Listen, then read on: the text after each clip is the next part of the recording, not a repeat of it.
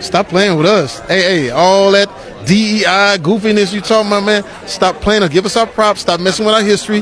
The more you erase, the more we replace. I don't get why they so mad at us. Somebody said, "Why I got to be black excellence?" Why not? Why not? Why can't I show these young black kids, girls, and guys a different side? Perception is everything. Showing these kids a different perception. How great is that? You know what's crazy? When Barack Obama became president, people were like, policy. I said, oh, whatever. You know what he did for me? He changed my perception. Because when I would travel the world had a certain perception of me as a black man. But when they saw, and if there's any indication that America is not the most incredible country in the world, and he came up in there with that suit, fly, you feel me? I felt good, and everybody felt good because they love what we do. I know y'all out there bullshitting right now, but y'all love us. Y'all love our music, and if y'all talking about DEI, then give some of our stuff back, like our R&B. Stop playing with us. Stop singing like us. Stop dancing like us. Give us our shit back. No, I'm just kidding. I'm kidding. Hello guys, good people, welcome back again to this channel or this episode. And of course, if you're new here or you're watching this video for the first time, please do us one favor. Hit that button, subscribe, and be part and parcel of this conversation. Now, white folks are now losing it, completely losing it over the rise of the black excellence. You know, they see the growth, they see the unity, they see the success, and it's making them uncomfortable. There is no shouting, there is no begging, just quiet confidence and undeniable progress. That's what intimidates them the most. Even the racist wins when black people succeed going forward because GDP rises. We're having the wrong argument. In fact, we're arguing. Just don't need to argue. There's not enough college-educated, successful white men to drive GDP. Unless you want to speak another language, we better figure out in the next 5 or 10 years that we're better together. Black people, you better be obsessed with education. It's not about love or hate anymore like in Dr. King's day. Today it's radical indifference. No one cares enough about you anymore to hate you. Private security, private roads, private families, private education, private transportation, private schools. You can go on and on and on. They've just separated themselves and said, yeah, y'all do as you like. You want to tear up your communities? You want to tear up your own lives? Knock yourselves out. You want to be like Cam? You want to be like me? Understand that 3,000 years before marriage was spiritual and God endowed it with spirituality, marriage was a business. When the breasts drop and the rear end drops and the looks go away, that's your business partner for life. Eagles don't fly in packs. You've never seen a flock of eagles. Buzzards love packs. Buzzards are low altitude birds. In fact, buzzards are insecure, so buzzards are always shooting at eagles. They have high confidence and low self-esteem. But a turkey is the worst kind of bird, because the turkey's got wings and can't fly. My second great-grandmother was a slave. My grandmother owned a shotgun shack in East St. Louis, taking care of her children. My mother owned 7 homes. I own 700. I'm not a genius, I'm just role modeling, and I know my history. You know, you get a kid a bank account in kindergarten, with $100 in it, it's 75% more likely to graduate from college. If you're enjoying this video, please hit that button, subscribe, and leave us a comment in the comment section. Now, black people are breaking barriers in every space. In business, in media, in politics, and innovation. Because every win, every achievement, and every milestone is proof that nothing can stop the black people anymore. Because we are not waiting for their validation. We are building our own legacy as black people. Because, you know, you cannot control what you can't understand. So let them not understand us. Let them not see us. Let them not even hear us. Okay? By just going silent and quiet on whatever we're doing. Have you ever noticed that if you look at pictures of black men, they never smile? They never do. Like, you look at pictures of us over time, everybody you see who's a star, Magic Johnson, what they say about him? He had a smile that lit up the room, right? He was a killer. He was an athlete. That smile, it isn't that that smile opened doors for him because he knew how to seem warm and approachable. A smile doesn't work where we come from, but you need it outside of where we come from. So you know how to dress for success. You have to know how to be affable and approachable for success too. Like, people don't want that. I've known some of the greatest, and you know what I'm talking about, some of the greatest comics I've ever seen. And people didn't like to work with them because they were not accessible. And I'm not talking about letting somebody run over you, but I'm talking about being able to look like I can come up to you and say something to you and have a conversation with you that doesn't become something else. Not just dressing for success, you have to learn how to look like you're ready to be. The one thing about women in the corporate environment, they know how to adapt to that environment. We have to learn that too. You know what they don't tell us? That some of the sharpest minds of the civil rights era weren't marching in front of the camera. They were building bridges behind the scenes. They were connecting Black struggles here with independence movements in Africa, exposing America's hypocrisy at the height of the Cold War. Meet Alpheus Hunton. Born in Atlanta in 1903, raised in New York. He wasn't just an academic. He taught English at Howard University. And while other professors stayed safe, Hunton was bold enough to tell his students, "Your freedom is tied to Africa's freedom."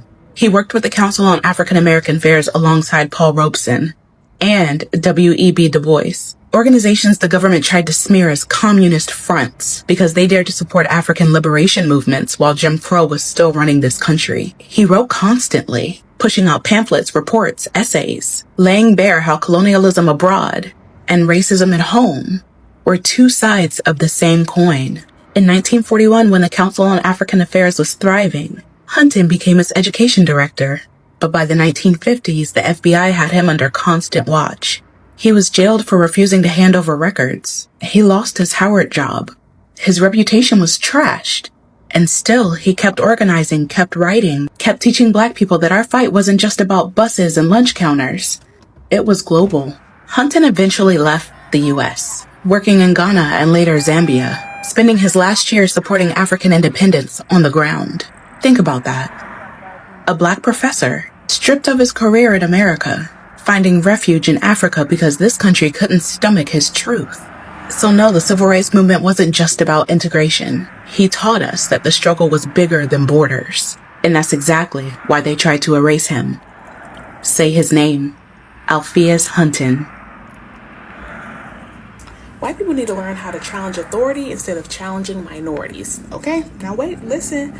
White people have this innate need every time there's a Black person, Latino person, Arab person, person of color who says something that they either disagree with or feel like they disagree with or feel like they are the anomaly outside of that group of things that the person of color is talking about. They're just like, no, you're wrong, no, you're wrong, no, you're wrong. Or what about this? Or what about me? Or how about this? But I'm just like, y'all have all this energy towards a minority who says something that you don't like, but when it comes to an authority figure that you don't like and they say something wrong, well, it's just like, oh, it's fine, or oh, they didn't mean it, or oh, I'm sure they were saying something else, or oh, just ignore that altogether, or oh, I have no power to change that, or oh, I don't know. It's just like, what do you, it's just like all these, y'all get every excuse in the book for an authority figure. But when it comes to a minority, you're listen, don't take this wrong, but like this is why the word Karen came to be. It was birthed out of white people, white women specifically, feeling like they need to exert their authority over people of color.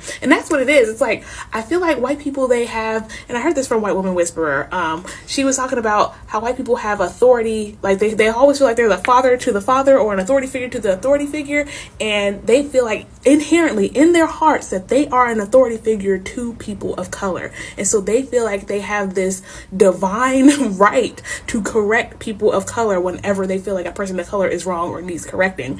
But they feel like because there's always this hierarchy in life, that whenever someone that they deem as above them, their parents or their grandparents or the police or the government or God, that is telling them to do something that they don't believe in, or that they do something that they think is wrong, they still have to do it because they cannot challenge authority.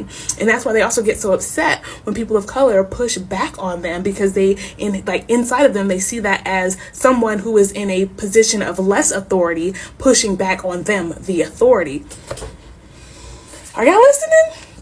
White people, y'all don't know it, but you have this inherent feeling inside of you that you are a authority figure to people of color. Like, that has been ingrained in you all since the reception of the United States of America, is that white people are the authority over people of color. Like that, y'all have always been placed on top, and from a political, financial, economic, like social standpoint, you all have always been placed legally, literally legally given the authority over people of color. And that culture has never went away. It has went away on paper, mostly, kinda, but in practice and in reality, it never went away. And so a lot of you have in your minds, even though you don't know you have it in your minds, but you have it in your minds that what you think and what you feel and what you have to say is more important or more authoritative than the person of color who is speaking, because you are. Because you do, because it is. Like, whatever you have to say, you just genuinely with all your heart feel like it is more important or more legitimate than a person of color. And that, I'm not gonna lie, pisses me off. It pisses me off because, like, I talk about racism a lot on the page, and so the amount of white people who come into my page, especially this, I'm never gonna forget this post I made about blonde hair being racist, and every single white woman in all of America came into my page to tell me I'm wrong. And I'm just like, how can you as a white person tell me as a black person who has studied history, studied racism, studied socialism, studied public health, studied population, studied all these things through the lens of racism? How are you gonna come and tell me that I am wrong about racism? Someone who has experienced racism, a black woman who has experienced racism on many occasions in her life, overtly, covertly, and any other kind of way, you're gonna tell me you know more about racism than me. And so, and the excuse is that they feel like I don't know about what they like. Like, you're just like, oh, I like blonde hair because blonde hair is, I just prefer that. I just prefer my hair lighter. And it's just like, but when I ask them, why do you prefer that? Where did that belief that blonde hair is more pretty or more beautiful, where did that belief come from? They're just like, it just is. You don't question your thoughts. You don't question your beliefs. You don't question where a preference came from. You're thinking too deep. Now you're too woke. Now you're too woke. Now I'm the woke friend. It's fine. It's fine. I'm gonna just leave that there. I'm a little traumatized from that post, not gonna lie. But that is what it is white people love challenging minorities, but they cannot for the life of them challenge authority. Think about it. Child, I was on TikTok the other day, y'all, and I can't even remember the post. But baby, I went to those comments. Y'all gotta go to the comments. Sometimes it don't all the way be that post. It be the comments.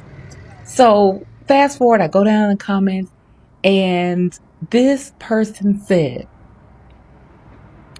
she just knows in her heart of hearts that black success, black excellence is a direct pipeline to white racism. And baby, I had to pause. Because y'all know it's true. Because nothing, and I mean nothing, pisses racist white folks off more than black success. Baby, you can set your watch by it. The moment a black person shines, here they come. And baby, they be big mad. Look around. Shador Sanders, drag. Jasmine Crockett, attack. Stacey Abrams, undermine. Barack and Michelle Obama, baby, they been long gone, and they still catching hate over being overqualified. Meanwhile, Donnie and them ran up in the White House with resumes of a used car salesman. Baby, nepotism at its best. Underqualified ain't even the word.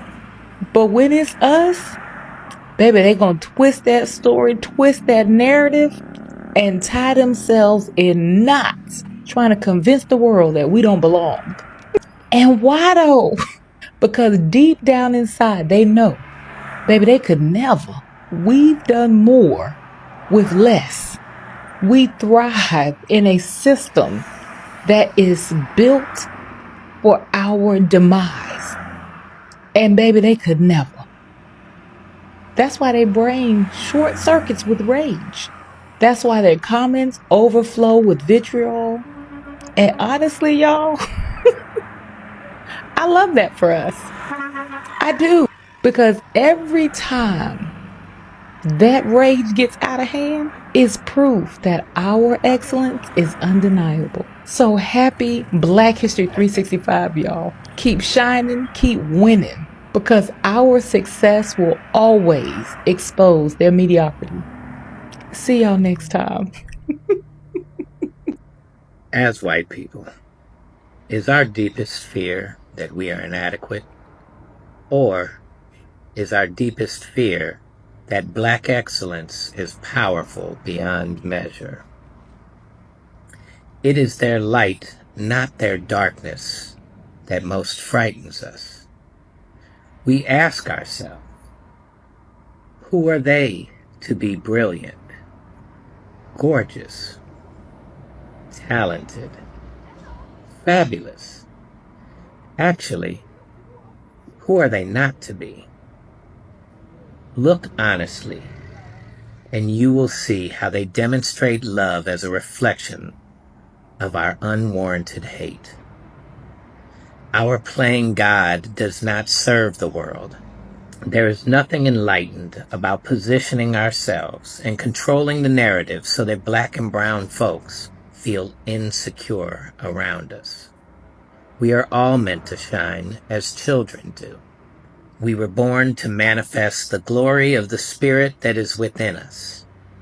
And it's not just in some of us, it's in all of us, no matter what your skin tone is.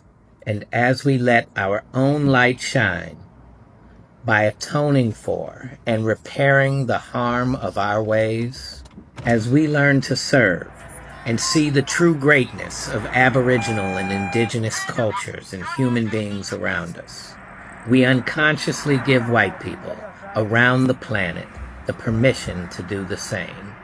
As we are liberated from our own fears, our presence automatically liberates others. From this point, we can build a new world that is connected to the planet and each other. Together, humanity is achievable.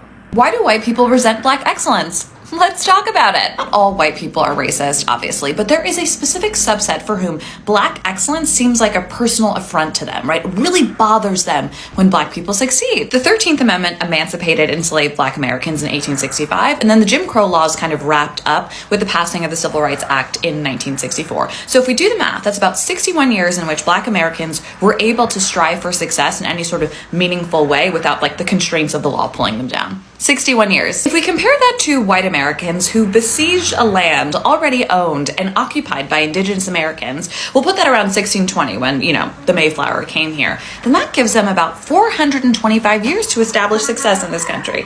425 versus 61. If we compare those two fundamentally very different time spans, how much did white Americans actually do in all of that time? If we are to compare even the poorest and most underprivileged of white America to Black America generally, it is clear that white Americans are born way past the start line, right? By that I mean, by nature of being white in American society, you do benefit from all sorts of privileges. And to be frank, you're not exhausted by the horrible experience of facing racism on a daily basis, right? You do have a ton of privileges. So I imagine existing in this bubble of privilege that you totally deny, the existence of Black people for whom success is like second nature when it comes so easily and so readily, even though you've only had 61 years to achieve it, I imagine that's exhausting and frustrating. I imagine it makes people feel super, super inferior and hurts certain people's tiny, tiny little egos. And what do they blame that deep, deep psychic pain on? Well, of course, DEI and critical race theory and affirmative action. So I guess the question is, what might help those white Americans who just so strongly detest Black excellence? What will help you? And for that, I would suggest a lot of therapy, a ton of therapy.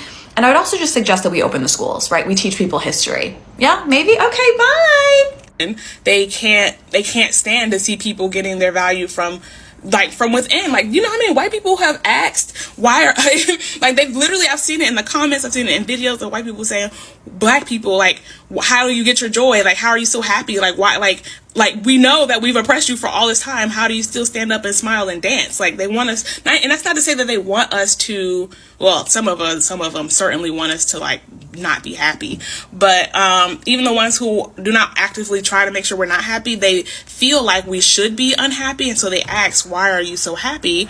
And that's because they themselves have been trained and brought up to think that their happiness comes from external validation. Y'all, that is what it is, because white culture, white American culture is very consumerist. It is very, you get your value from having the biggest house. You get your value from having the hottest husband and the prettiest woman. You get your value from having the most, the highest paying job. You get your value from having the highest net worth. That is literally how a lot of white Americans define their values. If I have this external indicator that everyone else can see that says I am worthy, the higher that number on the stock ticker for them, that is the higher their value. And and when that is where your value comes from, you will always look at people who are poor or people who have no money and be like, why are you smiling? And it's just like, because my value does not come from some artificial number on a board that someone else made up. Like, what? That is crazy. But another thing is, when you have the mentality of my value comes from things outside of me, you have the mentality that everyone else has that same mentality. And so so then it becomes a whole lot of projection. It becomes a whole lot of projection of like, I would be insecure if I were in your place, so why aren't you insecure? Like, it's just like, so the projection starts, and it's like, and that makes them mad as well, because they just expect you to think like them, and it's like, absolutely not. Hustle culture is one of the external validation traps. It sure is. And that goes into, y'all don't let me get on my history box. Because the Black Panthers, y'all, they were very anti-capitalism, very communist, pro everyone working. For all women, for black women, for dark-skinned black women who have so long been told that we are not women, that we are not feminine, that we are not vulnerable, that we do not matter, that I'm presenting you this award with the passion in knowing, the thankfulness in knowing that you made us be seen. So stitch this and tell me something that white people aren't ready to hear. We white women have an inferiority complex. The Negro women have a sort of reputation for being so beautiful. We're a little jealous of them. I guess you just envy us colored people. That black women were there to support me and to advise me, but not to rise above or become better than me. And that's why when this black teacher was way better and more talented than me, I felt some kind of way about it. Now, I'd imagine lots and lots more white women have also internalized the same idea, and that's why they feel okay stealing black women's content and not giving them any credit, because the black women are just there to advise them anyway. But most black women are natural leaders. We're jealous. I think we're jealous because we would love to be that, I think, and we don't know how to break out of the indoctrination that we have been suppressed by our entire life. Let me tell you something. I know whenever I step out of the house, them racist white people get mad. And guess what? I don't care. Okay? One thing about me, I'm black and I'm proud. And I'm loud about it. So let's do an OOTD, okay? Hoodie. I love being a black woman. From blackwomensLivesMatter.com. Purse. Protect black people. From Size. Fist up earrings. Yes. Mama Africa earrings. Matching necklaces. My brand, Chantal J. Okay, link in bio. You know, some people have spent their generations thinking that power only looks one way, you know, this. But now they are seeing excellence from people they once tried to silence. Because black silence isn't fueled by hate. Rather, it is fueled by history of our ancestors, their struggles and their strength. That calm confidence is the kind that doesn't need permission. And that actually terrifies them because it is not rebellion anymore, but it is evolution. People are evolving. Black people are evolving. We are changing our clothes. We are changing our appearances, becoming invisible into the eyes of our haters. the people that never want to see us progressing. They call it arrogance because they can't process equality. Every time a black person wins, they see their old systems losing control. And instead of learning from the winner, they lash out. You know, they are going nuts because their comfort zone is now collapsing. Their power is going down, down, and down every day. No more exemptions. Success is now the standard in the black community. Black creators, thinkers, and leaders are now shaping the global narrative. We see it in Burkina Faso, what Ibrahim Traore is doing. The same system that once tried to hold us down is now studying how we are rising. You know, they can copy the style, yes, but they can't match the soul. Because excellence born from pain is that much unstoppable. Nobody can stop an excellence that is born out of suffering. They can't even dare match it because it is something that is coming with some force of pain, force of years and years of cry and tears. So stopping a black person from achieving their success is something impossible. So they are really upset and intimidated. But you know, it is too late. It is too late because black excellence isn't a trend. Rather, it is the future of the world. The world is adjusting, and the silence is the sound of power, the growth, and our destiny. And the future of black people is today unfolding. Thanks so much guys for watching this video, and of course if you love this video, please subscribe and leave us a comment in the comment section guys. This is your guy Fred from the motherland. I love you so much, good people. Let's meet again in my next episode.